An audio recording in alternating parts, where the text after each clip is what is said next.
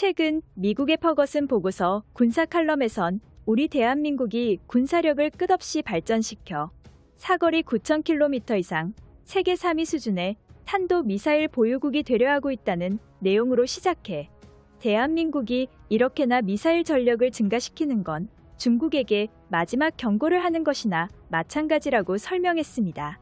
이 사실에 대해 일본은 침묵을 유지했지만 중국은 즉각적인 반발에 나섰는데요. 중국 국영 언론들과 환구시보는 한국이 계속해서 서해상의 현무미사일 배치를 늘린다면 머지않은 시기 한반도에 국지전이 발생할 수 있다는 등 겉으로는 한국을 향해 압박하는 모습을 보였지만 기사의 끝말에는 한국군이 현무미사일 배치를 중단시키면 한중 간의 경제적 협력을 한층 더 깊게 진행하는 게 가능하다며 중국 역시 현무미사일의 수량이 증가되는 현실에 대하여 두려워하는 모습을 계속해서 보이고 있습니다. 실제로 2000년대 초반 한국의 현무미사일은 500여 기에 불과했지만 현재 한국군이 보유한 현무미사일은 대략 5,000발에서 6,000발 사이로 추정되는데요. 군사 전문가들은 이 정도 상승 추세가 지속된다면 2030년 시기 한국군의 현무미사일 보유량은 10,000발의 가뿐히 넘어설 것으로 확실시했습니다. 그렇게 된다면 대한민국은 세계 3위 수준의 미사일 보유량을 갖추는 것이죠. 그런데 이러한 국제 정세 속에서 충격적인 소식이 추가적으로 들려왔습니다. 대한민국 국방과학연구소 측에서 한국군이 중국과 북한을 상대로 대량 응징보복 작전에 사용할 현무포 미사일의 후속작인 현무5 미사일 개발 상황을 공식적으로 언급했습니다.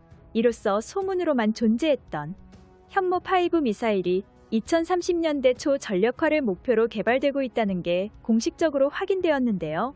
보고서 내용에 따르면 현무5 미사일은 기존의 성능 목표로 삼았던 사거리 7,000km, 탄두 중량 6톤이 확실시되는 듯 해보이며 국방연구소 측에서 탄도미사일은 사거리를 줄이면 탄두 중량을 더욱 늘릴 수 있다는 의미심장한 발언을 했습니다.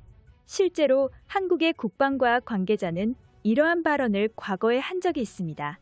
과거 한미 미사일 사거리 지침 때문에 제한된 사거리 800km는 명목상 스펙일 뿐 사실 현무 미사일에 탑재된 엔진은 사거리 800km를 훨씬 웃돌 수 있는 게 가능합니다. 이것은 즉슨 한반도 내에서 주요 적국인 중국과 북한 상대론 탄두 중량을 최대 10톤으로 늘릴 수 있다고 발언한 것과 다름없었는데요. 무엇보다도 전술 핵무기급 탄두를 장착할 수 있다는 보고서가 중국과 일본에겐 굉장히 충격적으로 다가왔을 것입니다. 현무포 미사일의 크기보다 훨씬 거대해진 현무5 미사일은 사실상 ICBM 대륙간 탄도 미사일로 분류되며 탄두 부분의 크기는 전술 핵무장이 가능할 정도로 거대해져 핵미사일로 개량이 가능합니다. 말 그대로 군 당국이 개발 중인 이 고위력 현무 미사일들은 언제든지 핵탄두를 장착해 핵무장화가 가능하며 고폭탄을 활용한 재래식 탄두 중에선 세계 최고 수준의 파괴력을 갖춘 것으로 확인되었습니다.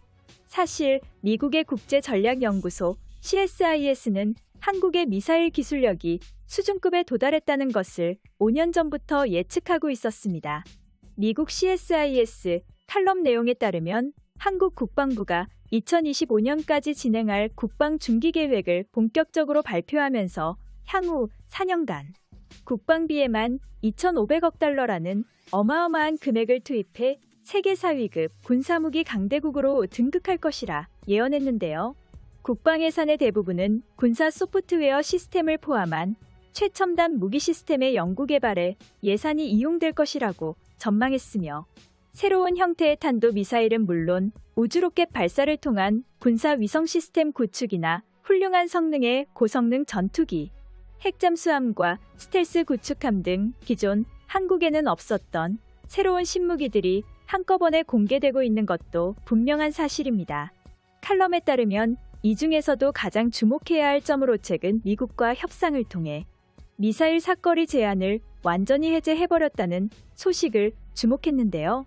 이러한 미사일 사거리 제한 폐기는 사거리 5,000km 이상, 탄두 중량 6톤급의 현무5 미사일을 한국이 독자적으로 보유할 수 있다는 것과 다름없으며 이와 동시에 한국형 미사일 전략사령부를 새롭게 창설한다는 내용은 한국이 본격적으로 중국을 견제하기 위해 군사력 증가를 염두에 두고 있다는 계획으로 추측된다고 밝혔습니다. 따라서 강력한 전쟁 억지력을 위해 한국군이 군사력을 강화시키는 과정은 신중하고 한 발씩 전진하는 자세를 취할 가능성이 높습니다. 마치 백두산 호랑이처럼 말이죠. 정식 동맹 관계를 유지하면서도 한국은 국방력을 강화함으로써 한국의 미래를 위한 더욱 큰 군사력 그리고 모든 무기들을 자급자족하는 형태를 얻으려 하고 있는데요. 현재 한국은 모든 분야의 차세대 무기들을 독자적으로 개발하는 데 성공하였고 여차하면 핵미사일까지 보유하려 하고 있습니다. 한국이 만약을 위해서라도 강대한 핵무기를 보유해야 할 능력을 갖추는 진짜 이유는 과연 무엇일까요? 과거 전술적 측면과 냉전기, 핵무기를 보유한 강대국들 간의 전면전을 막는데 가장 큰 공헌을 했던 것이 바로 상호확증 파괴와 핵무기의 균형이었음은 주지의 사실입니다.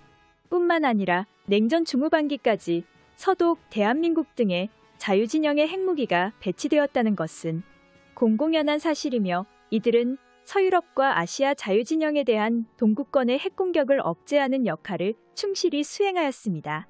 즉, 한국의 핵보유 주장의 핵심은 핵무기의 사용이 아니라 핵보유를 통한 전략적, 전쟁 억지력이 진정한 핵심이죠. 미국과의 관계를 위해 당장의 ICBM 핵미사일을 보유하려는 행동은 하지 않겠지만 한국이 핵무기 개발을 위해 필요한 부품과 기술을 모두 갖춘 뒤 극단적인 외교 상황에 몰리게 된다면 결정에 따라 신속하게 핵보유국이 될 수 있다는 방식을 따를 가능성이 매우 높습니다.